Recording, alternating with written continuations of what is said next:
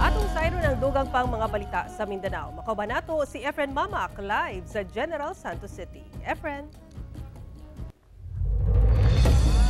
Salamat, Sara. Usa ka babaeng igora nagbaktas, gilabnihan og bag sa Davao City. Hinoon, nabalik ra ang bag diyang nadisgrasyang sospek. Ang motoro sa sospek nabilinsab. Ani report ni Argil, relator.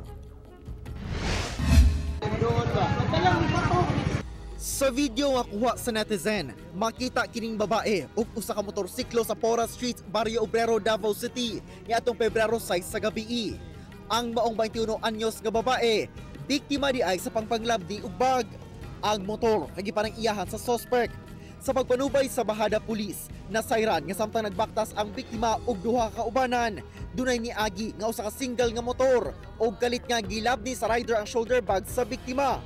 Nisutoy pagpadagan ang suspect apan 5 ka metros ang gilayon na out of balance og natumba matud pa kini. And nahadlok tong suspect nga nang snatch og bag mo na tumba iyang motor iyang gibiyaan ni dagan, pero gigukod siya sa concerned citizen sir no katong suspect mo nang iyang gilabay ang bag pabalik sa nabalik sa biktima.